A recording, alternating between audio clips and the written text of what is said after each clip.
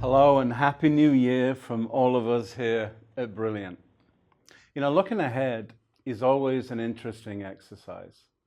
When we stand facing a new opportunity, sometimes we still feel the tension, the stress, and the scar tissue on our back from the year we're now leaving behind. And we wonder if this year will be as hard or as difficult or as problematic as the last one. There can be a sense of uncertainty, a trepidation that puts a nervous sigh into our hearts and prayers. Conversely, if last year was good, we wonder if we can keep it going. Or will some unforeseen circumstance come out of nowhere and slap us upside the head? It's the unasked questions that trip us up the most. Questions that start a dialogue with God are always welcome to Him. If your question is not on point with His will, He just has this way of giving you the answer He wants you to have anyway. The best questions to start a new time should generally be relational in nature. My favorite is always, Lord, who do you want to be for me now? Or what do you want to be for me now? Or maybe, what new truth or belief is God replacing in my life in this time? Questions give us a context for engagement. They create a place to explore and discover the next part of our story and journey with the Lord. Questions engage us in process so we can see where our story in God is changing and where our journey in God is going. Questions are not needed in order to galvanize God because He never stops moving. He knows the plans He has for us to give us both a future and a big expectation. That's Jeremiah 29:11. The Lord lives in us in a present-future context.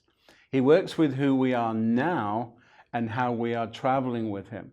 He's also attracting us to see, think, and work towards our future growth in relationship with Him and what He's got planned for us. Both of those come together in one of my favorite passages of Scripture. So I'm going to read to you from the Bible. Listen to this. This is Deuteronomy 31, verses 6 to 8. Be strong and courageous. Don't be afraid or tremble at them, for the Lord your God is the one who goes with you. He will not fail or forsake you. Then Moses called to Joshua and said to him in the sight of all Israel, be strong and courageous, for you shall go with this people into the land which the Lord has sworn to their fathers to give them, and you shall give it to them as an inheritance. The Lord is the one who goes ahead of you. He will be with you. He will not fail or forsake you. Do not fear or be dismayed. Firstly, we must come to an understanding with God that His presence creates both the strength and the courage that we need for everyday life situations. I think presence guarantees strength and courage. Presence also guarantees that any negative emotion is neither required or necessary.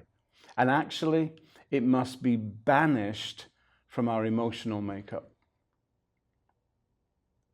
It is inconceivable to us that in living in God's presence that He would fail or forsake us.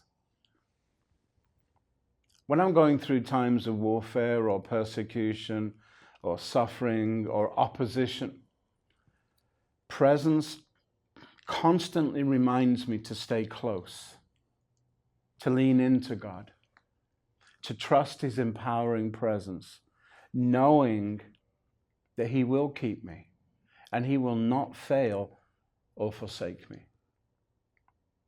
Goodness and mercy are following us all the days of our life. And in times of extreme difficulty, we need to rest in God. Literally, to slow down so that goodness and mercy can catch up and connect with us. Whatever we're called to in the kingdom will also require strength and courage so that in the conflicts of life, we can receive in full the promises that God is making to us. Learning to receive under pressure is a key part of our relational walk with God. Coming into a place of inheritance is vital if we are to take all the territory that God is giving us in the kingdom.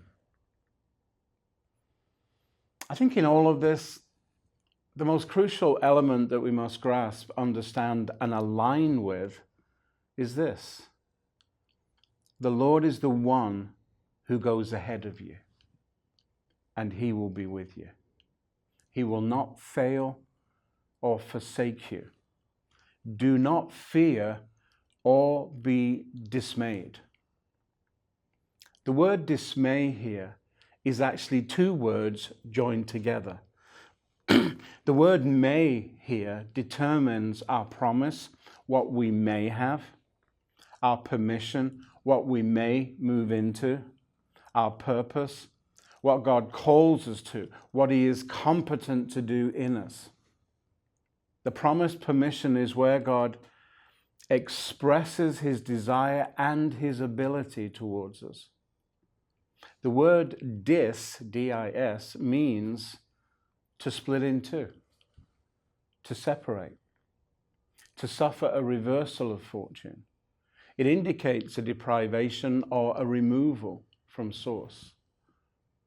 The prime meaning of dismay is to lose strength and courage through fear, to be alarmed, distressed, or daunted by events.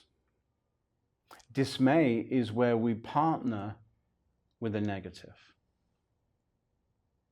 It occurs when we make the opposition greater than God's presence. It allows the enemy to deny our purpose, our promise, our permission, and the power that's available to us. We become separated from who God is for us. We suffer a reversal and we lose our advantage. So we end up being deprived of the resources that we need to move ahead. And I think in extreme negativity, we remove ourselves from the place of inheritance. In times of difficulty and opposition, the word may provides us with God's contingency plan, where we may receive alternatives over and above what we were asking for, what the Bible calls a double portion. When you partner with a negative, it's always to your own detriment. So the word in Deuteronomy 31:6, be strong and courageous. Why does he always say those things to us? It's because he's gone ahead of us and he knows what's out there. And this passage here opens and closes with, don't be afraid and tremble. Don't fear or be dismayed. Why? Because he's gone ahead of you and he's already seen the places where you're going to have problems and he's doing something about it right there, even before you get there.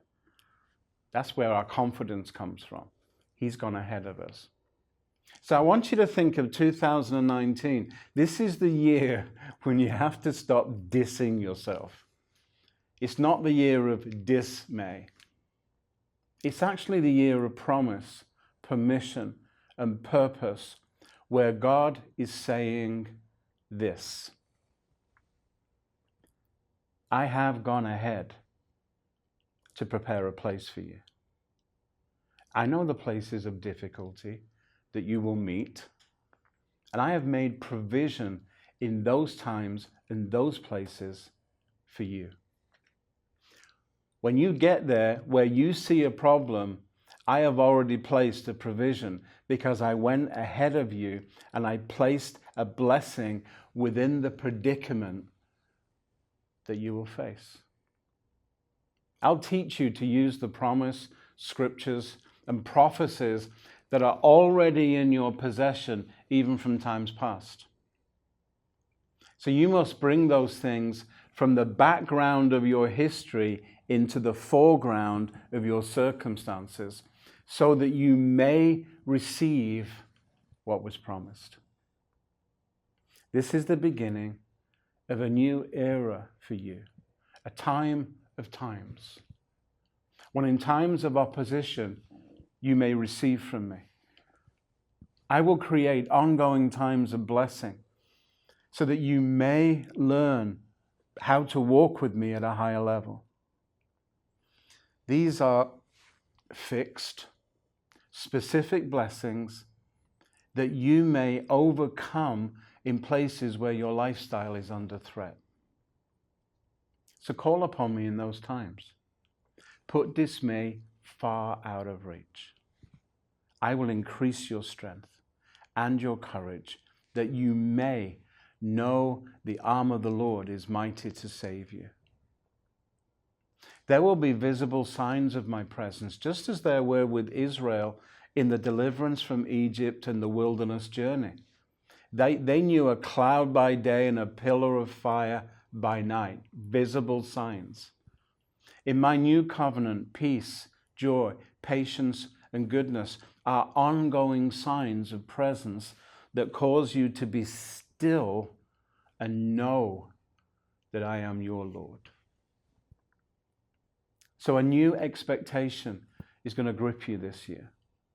A higher strength will cause you to face life situations with a more powerful confidence in 2019. This is the year where you may learn to trust as never before. Trust that I have gone before you. So why don't you ask me what I'm seeing? Ask me about yourself and your fellowship with me. Ask me what I want to be for you, so that you may have fresh encounters that contain both promises and purpose. You may make great strides forward this year. You may upgrade your identity. I give you permission. You may move into a new level of faith so that situations that look impossible will concede to my promises over you. Beloved, I want you to look forward with anticipation, not apprehension. I am going before you as a guarantee of trust. My presence will release you to know who you are in this time of renewal, in fellowship with who I am in you and for you. It is my intention to reveal how I see you and for you to rejoice in how you are known in heaven. What I see about you, you may become. Permission granted. I am aware of the insecurity and inadequacy in you that comes out of your history. However, this is a brand new day. Your history is under the blood of Jesus, and it no longer speaks. It has no voice in your present or your future. Although I feel your pain and your weakness, your new strength and courage speaks louder to my heart. So I'm constantly going to speak to your upgrade in Jesus, because I always think about you in a new and living way. What I see and know about you in the future will become your identity in the present. I see all your possibilities, and I release them to you as gifts. So I want you to learn this year to be apprehended by promise. Become convinced of a higher level of truth than the facts. Just as I've been with Jesus, so I'll be with you. I'll teach you how to incorporate my majesty into your surroundings so that trust will be normal and exciting. Beloved, the only way to disempower your disappointments and to decrease your negativity is to continue to upgrade your trust in my integrity towards you. My goal is your confident assurance so that you will acknowledge every good thing that is in you in Christ. I want you to dream my dream for you, to realize my passion for your identity. This year, you will learn my perspectives on your life. You may have all that I promise as you practice trusting that my presence is in your present. Wow. So, guys, I hope this prophecy will resonate with you throughout this year and beyond. I pray that you will use this word wisely and discover all that you may experience this year and beyond. When you put the time into trusting and believing, your lifestyle in God can go to a higher level in the kingdom. This is the year of saying no to negativity. You're no longer to be complacent with your promises.